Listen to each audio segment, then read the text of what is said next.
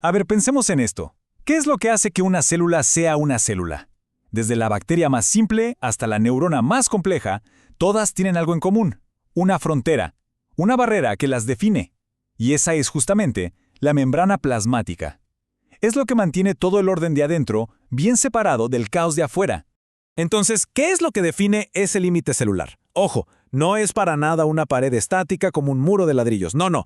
Pensemos en ella más bien como una frontera inteligente. Sí, es una barrera que protege, pero al mismo tiempo es una puerta, una aduana súper activa y muy, muy selectiva. Y aquí es donde la cosa se pone realmente interesante, porque la membrana plasmática juega un doble papel que es crucial. Por un lado, claro, aísla el citoplasma, o sea, mantiene todo lo de adentro en su sitio. Pero por otro lado, es la que gestiona absolutamente todas las interacciones de la célula con su entorno, desde conseguir comida hasta literalmente hablar con sus vecinas. De hecho, su importancia es tan, pero tan fundamental que se piensa que la vida misma, así como la conocemos, empezó justo ahí, en ese momento preciso en que una molécula de ARN que podía copiarse a sí misma quedó por primera vez encerrada en una burbujita de fosfolípidos. Y listo, ahí nació la primera célula. Un pequeño universo privado separado de todo lo demás. Muy bien, entonces vamos a meternos de lleno en su estructura. ¿De qué está hecha esta frontera celular? Bueno, el cimiento, la base de todo, es lo que llamamos la bicapa lipídica. Ok, la bicapa lipídica. Su nombre ya nos da una pista, ¿no? Es una doble capa de lípidos. Su función principal es crear una barrera estable que separa dos mundos acuosos, lo que hay dentro de la célula y lo que hay fuera. Como el centro de esta bicapa odia el agua, es hidrofóbico, la mayoría de las moléculas que se disuelven en agua simplemente no pueden pasar. Es más, cuando se la mira con un microscopio electrónico, se ve algo muy curioso, una especie de vía de tren con dos líneas oscuras que son las cabezas de los lípidos que sí aman el agua. Pero a ver, ¿cómo se supo que era una bicapa y no una sola capa? La historia es genial. Nos vamos a 1925. Dos científicos, Gorter y Grendel, hicieron un experimento que fue de verdad muy simple pero brillante. Primero, tomaron una cantidad conocida de glóbulos rojos y, con mucho cuidado, les sacaron todos los lípidos. Luego, pusieron esos lípidos sobre agua para que se extendieran en una sola capa, una monocapa, y midieron su área. Y el resultado fue increíble. El área que ocupaban los lípidos era exactamente el doble del área de la superficie de las células originales.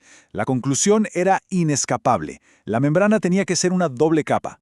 Ahora, veamos de qué está hecha exactamente esta bicapa, porque aquí hay una sorpresa. Uno pensaría que son puros fosfolípidos, pero no. En las células animales, el colesterol es casi la mitad de los lípidos de la membrana, casi la misma cantidad en moles que todos los fosfolípidos sumados. O sea, no es un actor secundario, es un componente estructural gigantesco.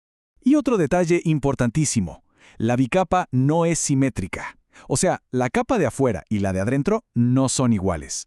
Afuera encontramos sobre todo fosfatidilcolina y esfingomilina.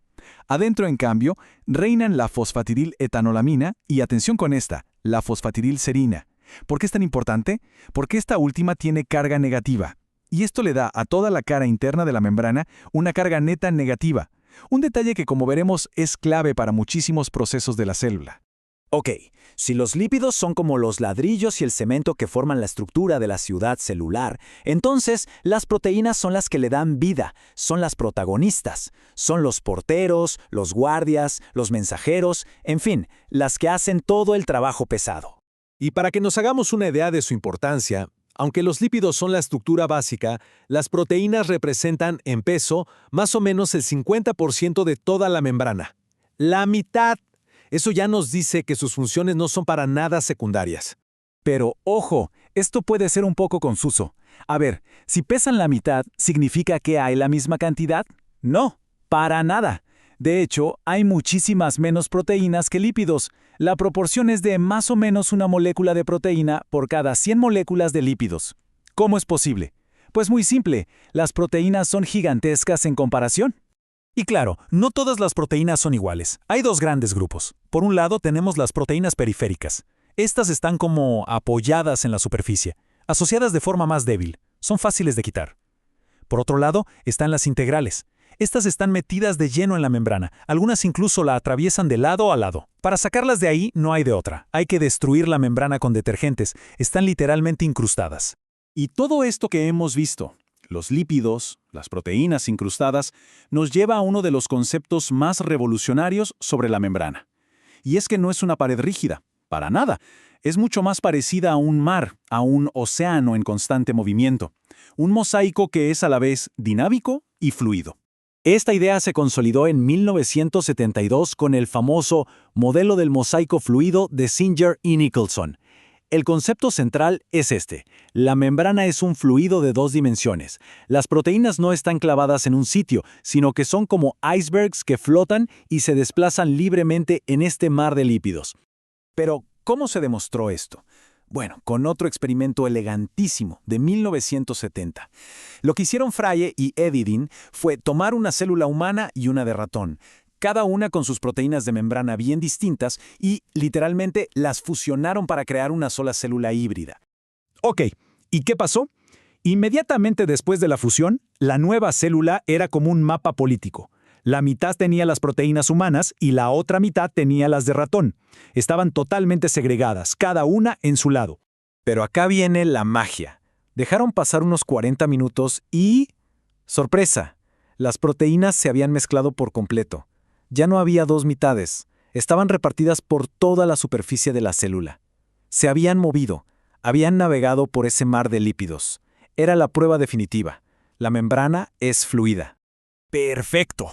Ya casi tenemos el cuadro completo. Solo nos falta añadir un par de detalles más, un par de capas de complejidad, para entender de verdad esta estructura tan increíble. Primero, resulta que este mar de lípidos no es del todo homogéneo. Hay zonas más organizadas, como pequeñas islas o plataformas semisólidas. Se las conoce como balsas lipídicas. En estas balsas se juntan el colesterol y ciertos lípidos especiales, y su función es como la de un centro de reuniones. Agrupan a proteínas específicas para que puedan colaborar en tareas concretas, como recibir una señal del exterior.